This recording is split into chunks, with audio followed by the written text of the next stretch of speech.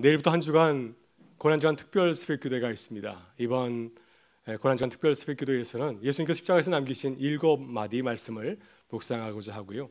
또 다음 주일은 부활주일입니다. 그래서 다음 주일은 우리 교회학교 자녀들과 함께 전세대 연합예배를 드리려고 합니다. 한 가지 당부의 말씀을 드립니다. 지금 우리 사회는 서서히 일상을 회복해 가고 있습니다. 아마 곧 머지않아서 모든 분야에서 일상을 회복하게 될 줄 믿습니다. 그래서 한국교회도 이번 부활주일을 기점으로 단계적으로 일상을 회복하려고 애쓰고 있습니다. 아직까지 많은 교우들이 현장을 많이 걱정하는 것 같습니다. 그래서 나오시기를 많이 주저하는 것 같은데요. 또 다른 교우들을 위해서 혹시 나 때문에 또 피해를 주는 것은 아닐까 하는 마음으로 참여하지 못하고 있는 가운데 있는데요. 다들 기쁜 마음으로 다시 참여하실 수 있기를 바랍니다. 이번 고난주간 특별새벽기도회 그리고 또 다음 주일 부활주일에 서서히 교회에 나오실 수 있기를 바랍니다. 함께 예배드리는 것이 성도에게 주신 주님의 크신 축복인 줄 믿습니다. 함께 예배드리며 또 우리의 삶을 회복해가는 기쁨이 함께하기를 간절히 바랍니다. 우리 교회는 부활주일부터 성령 강림주일까지 기쁨의 50일 캠페인을 하고 있습니다. 부활하신 주님이 우리에게 주신 기쁨을 이웃과 함께 나누는 그런 축제의 기간입니다. 아직 코로나 가운데 있지만 우리 교우들이 기쁨으로 참여해 주시길 간절히 바라고요. 또 여전히 어려움을 겪고 있는 많은 이웃들에게 또 주님의 사랑을 전하는 귀한 여정이 되시기를 간절히 바랍니다. 오늘은 사순절 고난주간을 시작하는 종료주일입니다. 함께 나누고자 하는 말씀은 예수님께서 십자가에 처형당하신 그 이야기입니다. 초기 기독교 공동체는 예수님을 전하는 과정 가운데서 큰 시험 또 박해와 핍박을 받았습니다. 이유도 모르고 예수님을 핍박하는 자들을 향하여서 왜 예수님께서 십자가에 달려 죽으셨는지를 전하는 것이 또 초대 기독교의 많은 관심이었습니다.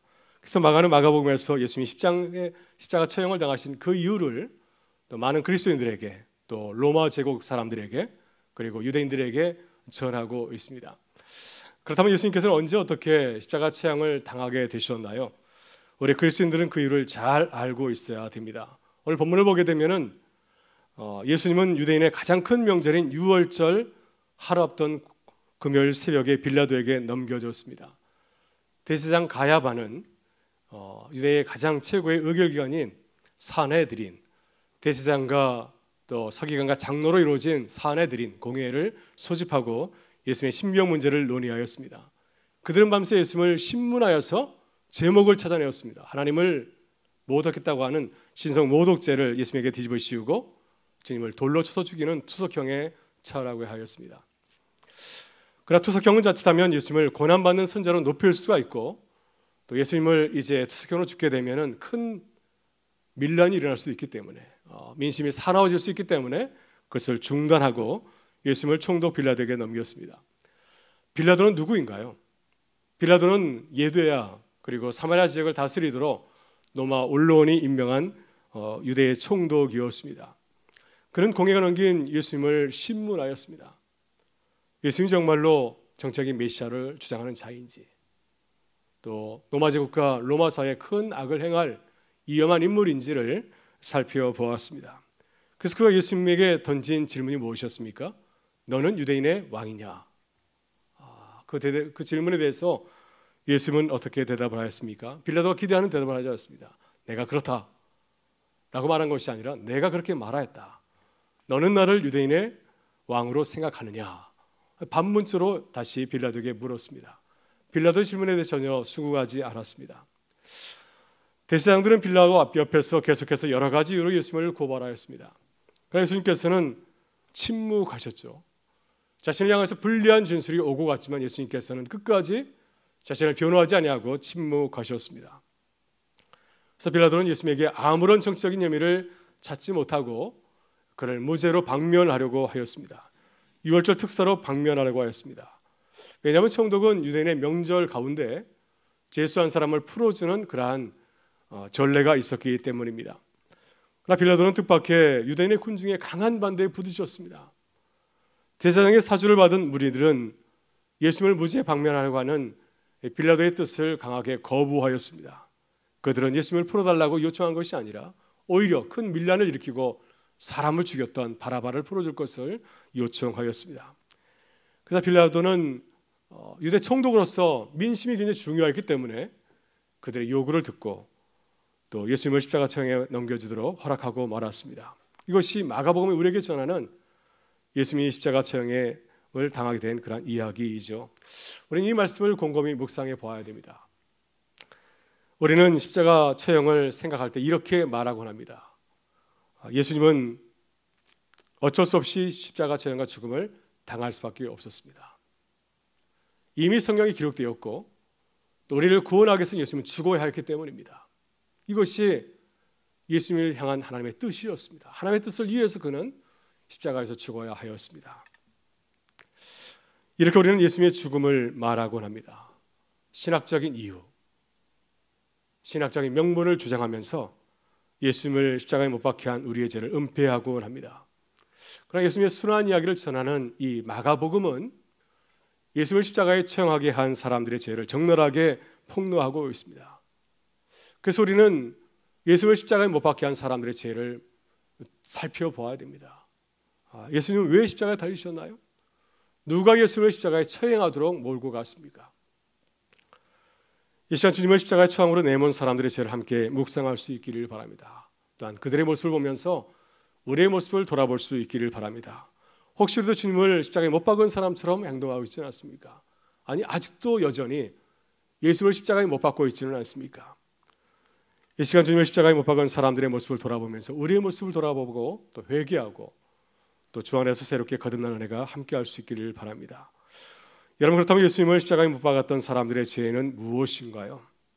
어떻게 우리는 예수님을 십자가의 처형에 몰도록 내몰았습니까? 오늘 주신 말씀을 통한 사람들의 세 가지 큰 제목, 죄를 함께 나눌 수 있기를 바랍니다. 먼저 사람들의 시기와 질투가 예수님을 십자가에 못 박았습니다. 예수를 십자가에 처형할 수 있도록 앞장선 사람들이 누구였습니까? 그들은 종교 지도자들이었습니다.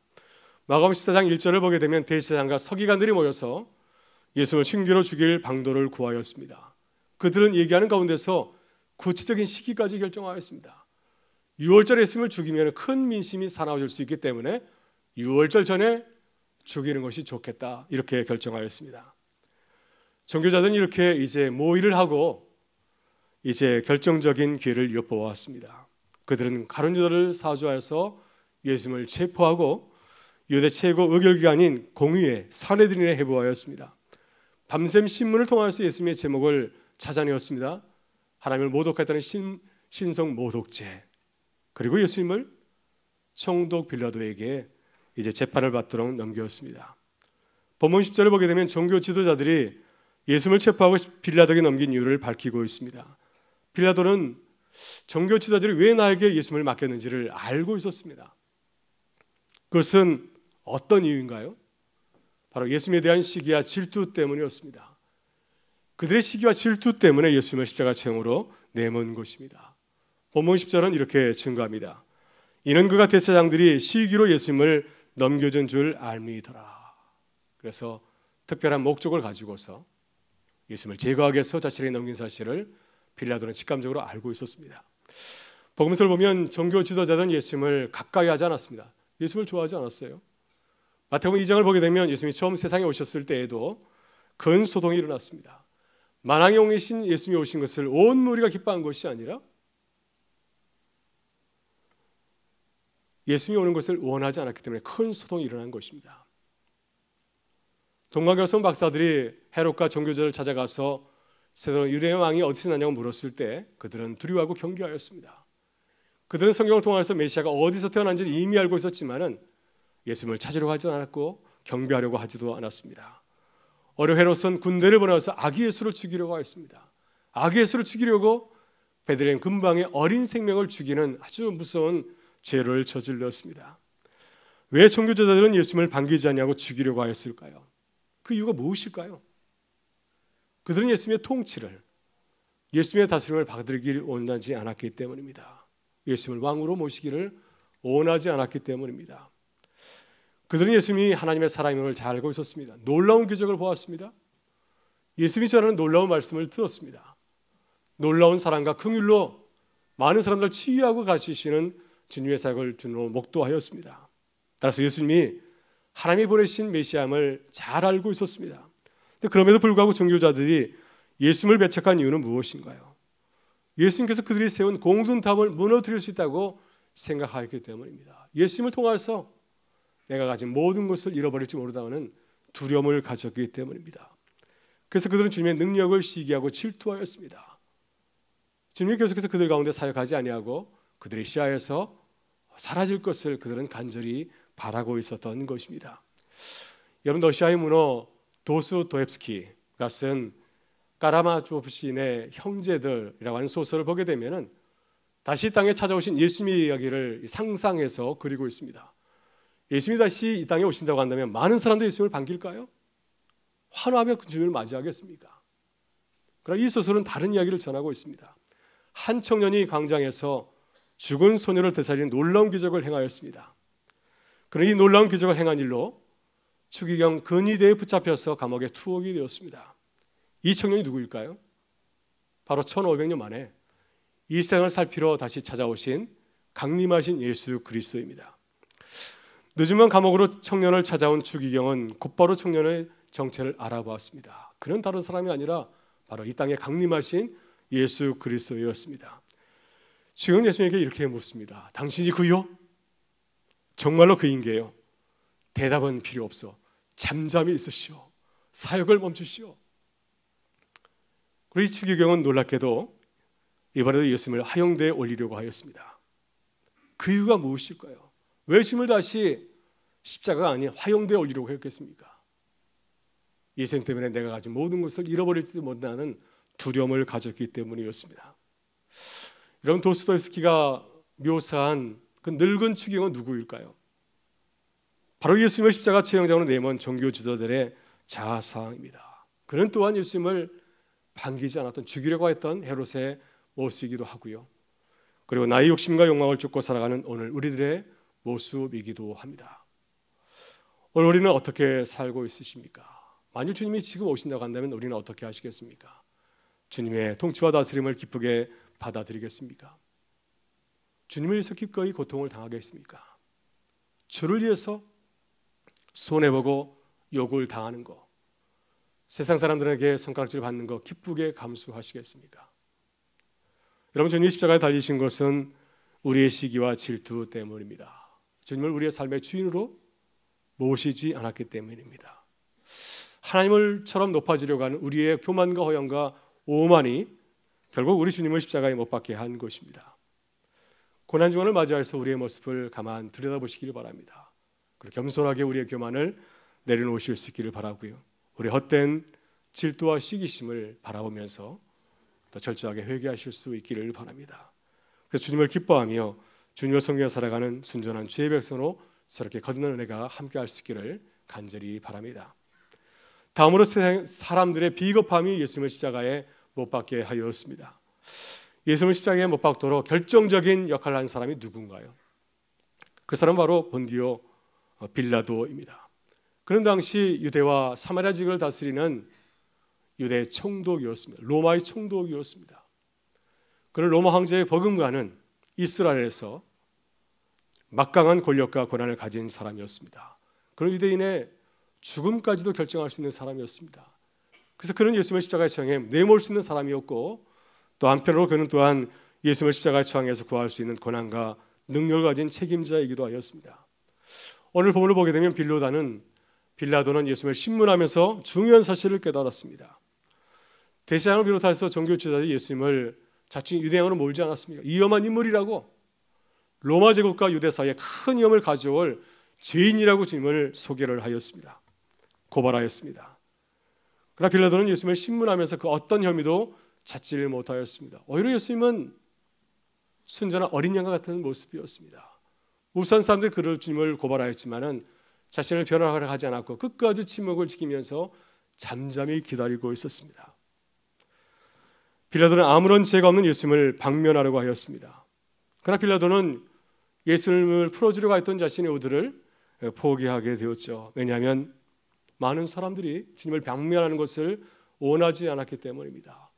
그런 유대 총독으로서 자신이 다스리는 이스라엘이 평안하기를 원하였습니다. 큰 소요가 일어나기를 원치 않았습니다. 만일 그 소요 사태가 이스라엘에 일어나게 되면은 로마의 언론이 그를 가만두지 아니하고 총독의 직에서 끌어낼 것이 분명하였기 때문이죠. 본문 15절은 빌라도가 예수님을 십자가 체형을 허락한 이유를 이렇게 소개합니다. 빌라도가 무리에게 만족을 주고자 하여 바나바는 놓아주고 예수는 채찍질하고 십자가에 못 박게 넘겨주니라. 빌라도가 예수님을 넘겨준 이유가 무엇입니까?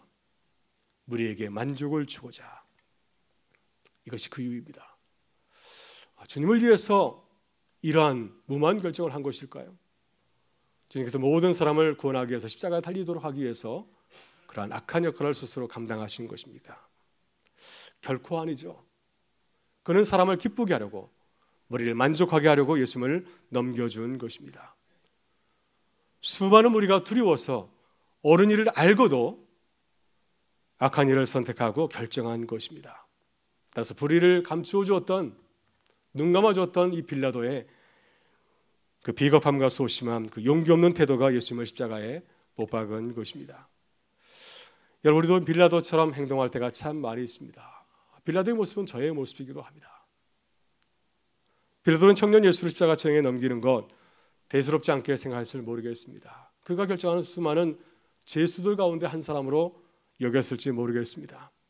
그러나 그의 비겁한 선택과 행동이 어떤 결과를 초래하였습니까? 하나님의 아들인 예수 그리스도를 십자가에 못 박아 죽이는 무서운 죄를 저지르고 말았습니다. 그래서 예수님께서는 이 빌라도를 바라보면서, 빌라도와 같은 우리의 모습을 바라보면서 이런 말씀을 전해주지 않았습니까? 너희 가운데 지극히 작은 자에게 하는 것이 곧 나에게 하는 것이니라. 우리는 무슨 일을 하든지 용기 있게 생각하고 바르게 행동해야 됩니다. 왜냐하면 우리 하는 일이 다른 일이 아니라 주를 위해서 하는 참으로 거룩한 일이기 때문인 줄 믿습니다. 이런 바울은 갈라디아에서 자신의 삶과 사역을 돌아보면서 이렇게 고백을 하고 있습니다. 여러분, 사도 바울은 세계를 돌아다니면서 복음을 전하지 않았습니까? 많은 사람들에게 복음을 전하는 과정 가운데서 선택과 결정을 많이 해야 됐습니다. 어려운 순간들이 참 많이 있었습니다. 말 한마디 때문에 자신을 얼마든지 신처럼 높일 수도 있고, 말 한마디 때문에 사람들에게 욕먹고 돌팔매질을 당할 수도 있는 일이 많았습니다. 그런데 그때마다 바울은 어떤 삶의 기준을 가지고서 선택하고 또한 행동하였습니까? 여러분은 날마다 살아가면서 어떻게 생각하고 어떻게 결정하고 있습니까? 어떤 기준을 가지고서 우리는 살아가고 있습니까? 갈라디아서 1장 10절에서 바울은 이렇게 고백하고 있습니다. 이제 내가 사람들에게 좋게 하랴, 하나님에게 좋게 하랴, 사람들에게 기쁨을 구하랴. 내가 지금까지 사람들의 기쁨을 구하였다면 그리스도의 종이 아니니라. 여러분, 우리는 날마다 어떻게 살고 있나요? 빌라도처럼 사람들의 기쁨을 얻으려고 애쓰고 있으십니까? 아니면 바울처럼 하나님의 기쁨을 주려고 애쓰며 노력하며 기도하고 있으십니까? 어떤 것이 우리의 삶의 우선순위, 우리의 기준인가요? 우리는 우리의 선택과 결정을 가볍게 생각할 수가 있습니다. 그러나 우리는 깨달아야 됩니다. 우리의 작은 선택과 결정이, 우리는 아무렇지 않게 생각하는 선택과 결정이 한 영혼을 죽일 수도 있고 한 영혼을 살릴 수도 있습니다. 그래서 우리는 그리스도인으로서 책임 있는 존재가 되어야 될 줄 믿습니다. 우리의 비겁함 때문에 십자가 달리신 주님을 바라보며 항상 주를 위해서 선택하고 결정하는, 행동하는 그리스도인으로 살아가실 수 있기를 주의 이름으로 축원합니다. 마지막으로 사람들의 무지가 예수님을 십자가에 못 박게 하였습니다. 오늘 본문을 보면 예수님을 십자가에 못 박을 수 있도록 결정적인 영향을 준 사람들이 누구인가요? 그들은 바로 군중들이었습니다. 그들은 예수님을 따라다니면서 예수님의 놀라운 기적 보고 체험하였습니다. 오병이어 기적, 물고기 2마리 보리떡 5개로 5,000명을 먹이는 놀라운 기적을 목도하지 않았습니까? 날 때부터 걷지 못하는 자를 걷게 하시는 예수님의 그 기적의 능력을 보았습니다. 그래서 그들은 예수님의 놀라운 능력과 말씀에 매료되어서 주님을 따라다니게 되었습니다. 예수님이 예루살렘에 입성할 때에도 그들은 크게 환호하였습니다. 나뭇가지를 흔들고 앞에서 걷고 뒤에서 따라다니면서 예수님을 해주었습니다. 호산나 찬양하리로다. 주의 이름으로 오시는 이여 찬송하리로다. 오는 우리 조상 다윗의 나라여 가장 높은 곳에서 호산나 하리로다. 이렇게 예수님을 열광적으로 환호했던 무리들은 마지막 순간에 어떻게 행동했나요? 예수님의 운명을 결정하는 중요한 자리에서, 빌라도의 법정에서 그들은 어떻게 생각하며 어떻게 행동하였습니까? 그들은 예수님을 십자가에 못 박으라고 소리쳤습니다. 그들 때문에, 바로 그들의 함성 때문에 예수님을 무죄 방면하는 빌라도의 결정이 뒤바뀌게 되었습니다.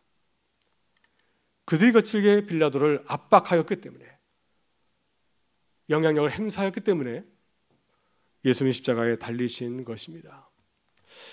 왜 군중들은 마음을 바꾸어서 예수님에게 이렇게 소리를 쳤을까요? 그렇게 주님을 따라다녔는데 왜 마지막 순간에 등을 돌렸습니까? 본문 11절 말씀은 그 이유를 이렇게 밝히고 있습니다. 그러나 대제사장들이 무리를 충동하여 도리어 바라바를 놓아달라 하게 하니, 결정적인 이유가 무엇이죠? 이 군중들은 예수님에 대해서 무지하였습니다. 그들은 예수님에 대해서 모든 것을 다 알고 있는 것처럼 행동하였지만 실상 그들은 주님을 잘 몰랐습니다. 그들이 쫓은 예수는 누구였습니까? 그들이 바라는 허상 메시아였습니다. 예수님께서 인자의 길을 걸어가실 때, 십자가를 바라보며 걸어가실 때 그들이 아니었던 메시아를 알고 그들은 주를 위해서 희생하고 헌신하려고 하지 않았습니다. 그래서 그만 그들은 결국 어떤 선택을 하였습니까? 대제사장들의 선동에 휘말려서 예수님을 십자가의 못 박으로 소리친 것입니다. 예전에 카일 아이들만 미국 목사님은 팬인가 제자인가 하는 책을 펴내서 많은 사람들에게 감동을 주었죠. 이 책에서 아이들만 목사님은 예수님을 십자가에 못 박으러 한 사람이 어떤 사람인지를 분명하게 밝히고 있습니다. 그들은 제자가 아니라 팬이었다고 말하고 있습니다. 우리는 예수님을 따르는 사람들을 크게 두 부류로 나눌 수가 있습니다. 한 그룹은 제자이고요, 또 한 그룹은 바로 팬입니다. 팬과 제자의 차이가 무엇인가요? 팬은 예수님에게 와서 환호하다가 어느 순간에 사라져버린 사람입니다. 결정적인 순간에 책임을 지지 않는 사람, 행동하지 않는 사람, 자신을 희생하려고 하지 않는 사람이 바로 팬입니다. 그러나 제자는 팬과 어떻게 다른가요? 제자는 예수님에게 와서 죽고 섬기는 사람입니다. 다시 말해서 팬은 예수님에 대해서 잘 알고 있습니다. 그렇지만 그는 자신을 희생하려고 하지 않습니다. 자신을 내어드리려고 하지 않습니다. 그러나 제자는 예수님을 알고 예수님의 말씀대로 살아가는 사람이죠. 예수님을 나의 삶의 우선순위로 삼고 나의 삶의 주인으로 삼고 또 주를 위해서 자신을 희생하고 헌신하는 사람, 바로 이 사람이 제자라고 말씀하고 있습니다. 이 기준에 따르면 군중은 예수님을 따랐지만 제자가 아니라 결국 팬이었습니다. 그들은 그저 자신의 감정대로 주님을 따랐을 뿐입니다. 내 기대에 부응하면 예수님을 환호하고, 내 기대에 부응하지 않으면, 내가 원하는 것을 주지 아니하면 그들은 예수님을 버리고 야유를 보냈습니다. 이렇게 군중은 약점이 무엇이었나요? 정확한 지식이 없었습니다. 영적인 깨달음이 없었기 때문에 결국 예수님을 십자가로 못 박으라고 소리치는 폭도로 전락하고 말았습니다. 이것이 무지한 사람들이 저지르는 아주 무서운 죄입니다. 여러분, 우리는 어떻습니까? 우리는 제자로서 주님을 잘 알고 계신가요?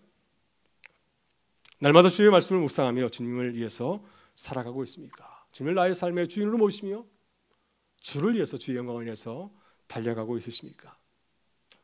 여러분, 히브리서 12장 2절에서 11서 저자는 예수님이 십자가의 고난과 수치를 감당하신 이유를 소개하고 있습니다. 믿음의 주요 또 온전하게 하시는 인 예수를 바라보자. 그는 그 앞에 있는 기쁨을 위하여 십자가를 참으사 부끄러움을 개의치 아니하시더니 하나님 보좌 우편에 앉으셨느니라. 예수님께서는 어떻게 십자가의 부끄러움, 그 수치의 자리를 감당할 수 있었을까요? 히브리서 저자는 그 이유를 분명히 밝히고 있습니다. 예수님께서는 십자가의 부끄러움을 개의치 않았기 때문입니다. 사람들은 예수님에게 수치의 고통을 주려고 십자가에 매달았지만 그것이 주님에게는 큰 문제가 되지 않았습니다. 왜냐하면 예수님께서는 이 땅의 영광이 아니라 하늘의 영광을 추구하였기 때문이죠. 이 땅의 수치가 아니라 하늘의 영광을 바라보았기 때문이었습니다. 예수님께서 십자가의 수치와 부끄러움을 감수하신 것은 지식 때문이었습니다. 주님이 걸어가시는 그 길을 잘 이해하고 깨달으셨기 때문이죠. 바른 지식을 갖고 있었기 때문에, 주님의 뜻이 무엇인지를 분명히 알고 있었기 때문에 십자가의 수치와 부끄러움을 기쁘게 감당하신 것입니다. 십자가를 통해서 이루어가신 하나님의 놀라운 구원의 역사를 바라봤기 때문에 그 길이 힘들고 수치의 길이지만 기쁨으로 감당할 수 있었던 것이었습니다. 여러분, 우리도 주님을 바로 알고 주님을 따르는 제자가 되기를 바랍니다. 세상의 헛된 영광을 추구하지 아니하고 하늘의 영광을 추구하는 자들이 되실 수 있기를 바랍니다. 그래서 우리 주님처럼 이 땅에서 주님의 제자로 당하는 수치를 개의치 아니하고 주님을 따라가는 교회와 성도가 될 수 있기를 주의 이름으로 축원합니다. 오늘 함께 부르고자 하는 찬양은 나의 하나님이라고 하는 찬양인데 참 아름다운 찬양입니다. 이번 고난주간 특별 새벽기도에서 함께 부를 주제가이고 또한 결단송입니다. 이 찬양을 보면 앞부분에서 예수님이 우리에게 오신 이유를 참 노래하고 있습니다. 나의 사랑 너는 어여쁘고 참 귀하다. 어느 보석보다 귀하다. 내가 사랑스럽지 않을 때 널 온전히 사랑하고 너와 함께 하려 내가 왔노라. 주의 사랑 이 사랑 결코 변치 않아 모든 계절 돌보시네. 푸른 마르고 꽃은 시드나 주의 말씀은 신실해. 실수가 없으신 주만 바라라. 이 찬양의 뒷부분에서는 우리의 소망과 결단을 노래하고 있습니다. 주님의 나라와 뜻이 나의 삶 속에 임하시며 주님 알기를 주만 보기를 소망해. 거룩히 살아갈 힘과 두려움 없는 믿음 주실 나의 하나님 완전한 사랑 찬양해. 찬양하리 만군의 주 영원히 함께 하시네. 존귀하신 사랑의 왕 영원히 통치하시네. 이 찬양의 고백처럼 우리가 고난주간을 보내면서 또 사순절을 보내면서 주님을 더욱더 알아가는 교회와 성도가 되실 수 있기를 주의 이름으로 축원합니다.